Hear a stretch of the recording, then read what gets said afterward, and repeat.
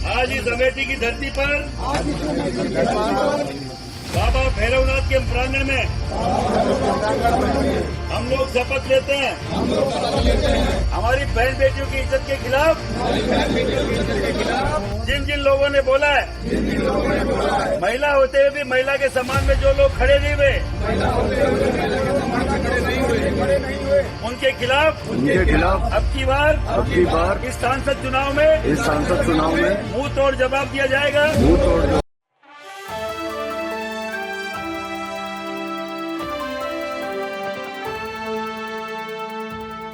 नमस्कार, आप देख रहे हैं नेक्स्ट 9 पॉलिटिकल बाइट। मैं हूं आपके साथ सिराज।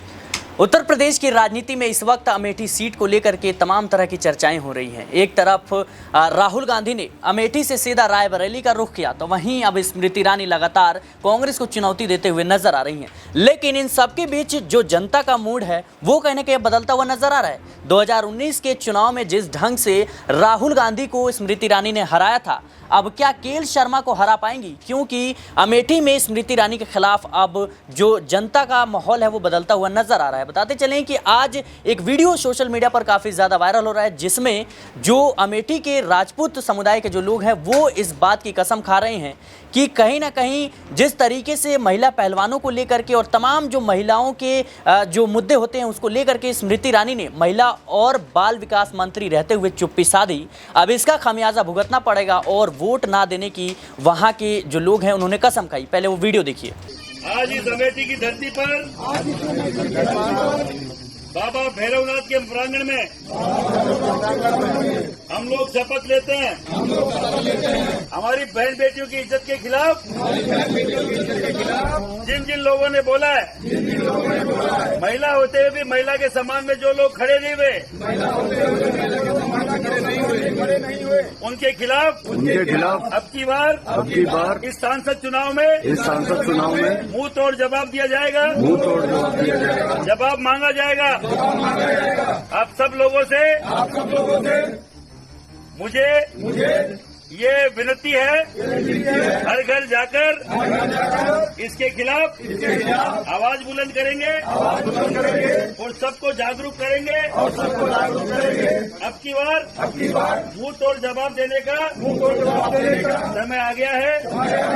माँ भगवती कसम खाकर हम ये शपथ लेते हैं, अब की बार चुनाव में इस पार्टी को हराने का काम करेंगे। जय हिंद, जय भारत, जय भवानी, जय भैरव बाबा की। तो देखा आपने कि किस तरीके से जो राजपूत समुदाय के लोग हैं वो साफ तौर पर इस बात की कसम खा रहे हैं कि अब जिन्होंने भी जो है महिलाओं से जो मुद्दे जुड़े थे और जो महिलाओं के अत्याचार के खिलाफ नहीं बोल रहे थे उनको अब वोट से जवाब दिया जाएगा। लेकिन बड़ा सवाल यही है कि राहुल गांधी जो है अमेठी से सीधा रायबरेली निकल जाते हैं, उसके बाद केएल शर्मा को जो है टिकट दिया जाता है।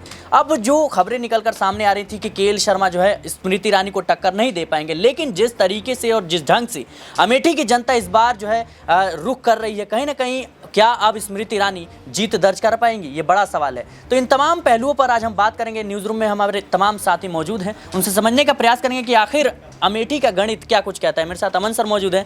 सर, जिस तरीके से आपने वो वीडियो देखा कि राजपूत समुदाय के जो लोग हैं वो कहीं ना कहीं खफा हैं स्मृति ईरानी से और इस बात को लेकर के कि जितने महिलाओं पर अत्याचार हुए और महिला और बाल विकास मंत्री रहते हुए वो उन्होंने चुप्पी साधी, तो क्या अब उसका खामियाजा जो है इस बार के चुनाव में स्मृति ईरानी को झेलना पड़ सकता है? देखिए, बिल्कुल जाहिर सी बात है, क्योंकि राजपूत समुदाय सिर्फ स्मृति ईरानी से नहीं बल्कि बीजेपी से भी खफा नजर आता। आप देखिए ब्रजभूषण, आप देखिए राजा भैया और तमाम ऐसे लोग जो लगातार बीजेपी के खिलाफ जाते हुए नजर आ रहे हैं। खासकर पश्चिम यूपी में तो बाकायदा पूरे के पूरे एक तरीके से सभाएं करके ये कहा गया कि भाई बीजेपी को वोट नहीं देना है। तो यहाँ पर बीजेपी मुश्किल में तो है। अब ऐसे में राजा भैया का साथ भी और समर्थन भी कहीं ना कहीं बीजेपी से छूटता हुआ दिखाई पड़ रहा है, क्योंकि शुरुआत में ऐसा लगा था कि राजा भैया बीजेपी के साथ रहेंगे। कौशाम्बी, प्रयागराज और जो प्रतापगढ़ और भी तमाम जो सीटें वहाँ पर राजा भैया का प्रभाव माना जाता है और इससे अगर बीजेपी के साथ वो रहते तो फ़ायदा मिलता हुआ दिखाई पड़ता। लेकिन अब ये कहा जा रहा है कि बीजेपी से उनकी बात नहीं बनी, अमित शाह से उनकी मुलाकात भी होती है लेकिन नतीजा सिफर निकलता है।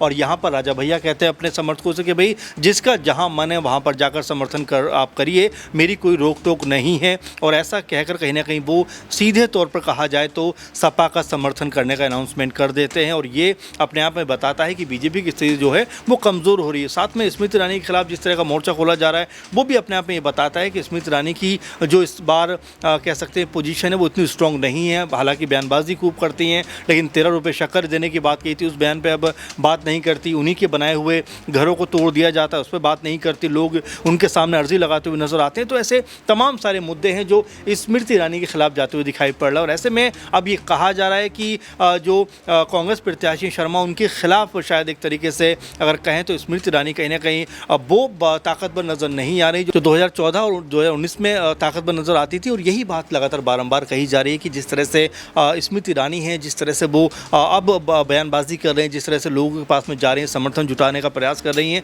उतना समर्थन उनको नहीं मिल रहा। और यही बात बारंबार कही जा रही है कि इस बार स्मृति ईरानी का जो पलड़ा है वो उतना कह सकते हैं कि ऊपर नहीं है, वो काफ़ी नीचे नज़र आता है। और यही वजह है कि कांग्रेस के जो शर्मा है उनको यहाँ पर फ़ायदा होता हुआ नज़र आ रहा है। जी बिल्कुल, कहीं ना कहीं अमेठी सीट को लेकर के जितना ज़्यादा जो है स्मृति ईरानी ने संघर्ष किया उसकी बदौलत में कहीं ना कहीं भारतीय जनता पार्टी ने उनको मंत्री भी बनाया। लेकिन एक वक्त था जब अमेठी में जो है स्मृति ईरानी लगातार महंगाई, बेरोजगारी और तमाम तरह के मुद्दों को लेकर के सड़कों पर उतरती थी और जनता का भरपूर समर्थन भी मिलता था। लेकिन बड़ा सवाल यही है कि अब कई मामलों पर वो चुप्पी जो है उन्होंने साधी। क्या अब उसका खामियाजा इस बार के लोकसभा चुनाव में उन्हें देखने को मिल सकता है?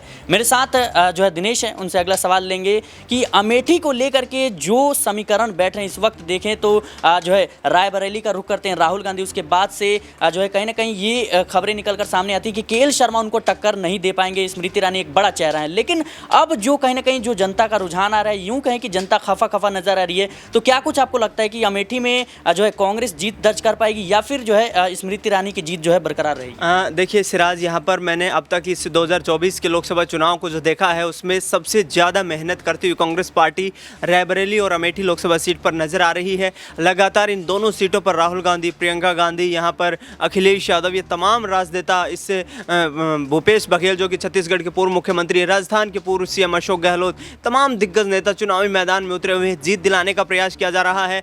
और अमेठी का जो आपने सवाल खड़ा किया है, यहाँ पर कहीं ना कहीं जो 2019 के जो मुद्दे थे, राहुल गांधी को यहाँ पर स्मृति ईरानी ने घेरने का प्रयास किया। लेकिन अब जिस तरीके से जो 5 साल के बाद परिस्थितियां बदल चुकी हैं, यहाँ पर लोग जो है विकास की बात करते नजर आ रहे हैं, 5 साल पुराने उन वायदों को याद दिलाते नजर आ रहे हैं जो कि सांसद महोदय यहाँ से चुनकर गई थी और उस दौरान उन्होंने कहा था। तो कहीं ना कहीं जो माहौल है वो विपरीत दिखाई दे रहा है। लेकिन मुझे अभी भी लगता है कि यदि गांधी परिवार से कोई कैंडिडेट अमेठी सीट से लोकसभा चुनाव लड़ता तो यहाँ पर स्थिति ज़्यादा बेहतर हो सकती थी बजाय कि केएल शर्मा। लेकिन कोशिशें जारी हैं कि 2019 में जो किला ढह गया था उसको दोबारा से यहाँ पर तैयार किया जाए और कांग्रेस पार्टी इन 2 सीटों को लेकर जी तोड़ मेहनत कर रही है। लेकिन क्या अमेठी लोकसभा सीट पर स्मृति ईरानी दोबारा जीत दर्ज कर पाएंगी, ये बड़ा सवाल खड़ा होगा। महिलाओं की बात करें, किसानों की बात करें या फिर नौजवानों की बात करें, ये तमाम वर्ग जो है कहीं ना कहीं एंटी इनकम्बेंसी दिखाई दे रही है राज्य सरकार और केंद्र सरकार के खिलाफ। लेकिन मोदी फैक्टर कितना बड़ा यहाँ पर जो है चैलेंजिंग होगा कांग्रेस पार्टी के लिए, ये बड़ा सवाल खड़ा हो गया। जी बिल्कुल, कहीं ना कहीं मोदी फैक्टर एक अहम रोल निभा सकता है इस लोकसभा चुनाव में। लेकिन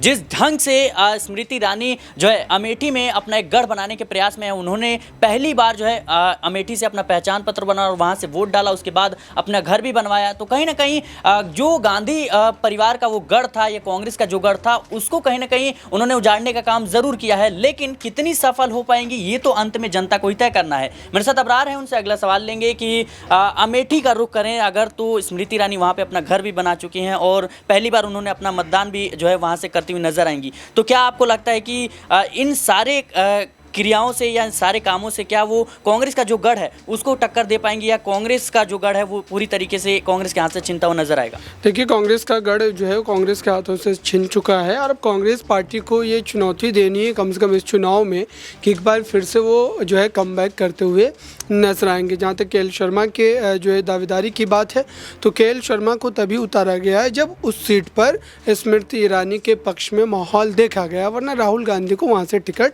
ज़रूर मिलता।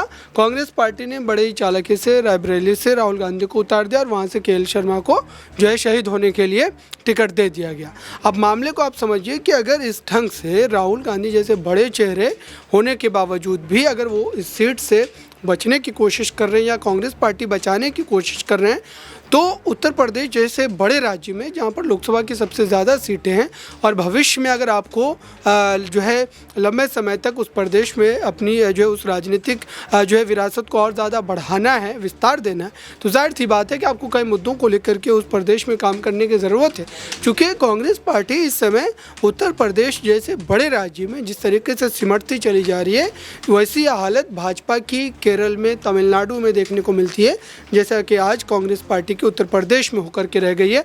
तो मुझे लगता है कि कांग्रेस पार्टी को फिर से एक नए सिरे से सोचने की ज़रूरत है और ख़ास करके अमेठी की सीट हो या फिर रायबरेली की सीट हो, जो है इन सीटों पर जो है भारतीय जनता पार्टी पूरी तरीके से अपने दावे पेश कर रही है और इस बार भले ही राहुल गांधी रायबरेली सीट आसानी से जीत ले, लेकिन अगली बार फिर से एक बार जो है भारतीय जनता पार्टी इस सीट पर कड़ी मेहनत करना चाहेगी। जैसा उन्होंने जो अमेठी सीट को उनसे छीना है, ठीक उस तरीके से रायबरेली सीट पर भी उनके खिलाफ जो है रणनीति बनाई जाएगी। तो उत्तर प्रदेश में फिर से एक बार जो है कांग्रेस पार्टी को नए सिरे से सोचना पड़ेगा। मात्र प्रियंका गांधी के भरोसे उन्हें उत्तर प्रदेश जीतने का जो एक आस, एक उम्मीद जो लगा करके बैठे वो बीते जो है 2 लोकसभा के चुनाव में इस बार का अगर जोड़ ले तो मुझे लगता है कि इसमें उन्हें किसी भी तरीके की सफलता जो है वो नहीं मिल पाई। अच्छा, राजपूत जो वोट बैंक है उसकी नाराज़गी, इस तरीके से वीडियो आना कि लोग कसम खा रहे हैं, तो उसका कितना प्रभाव देखने को मिल सकता है?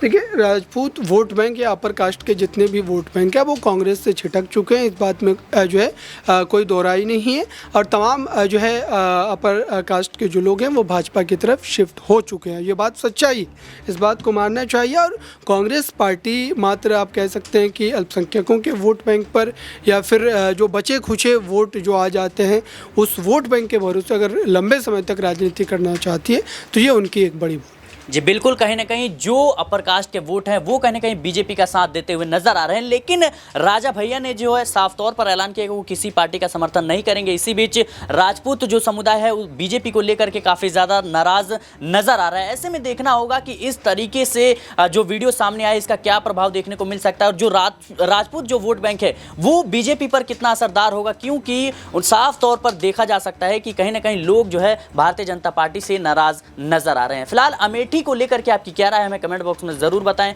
देश और दुनिया की तमाम खबरों के लिए बने रहें नेक्स्ट 9 पॉलिटिकल बाइट के साथ।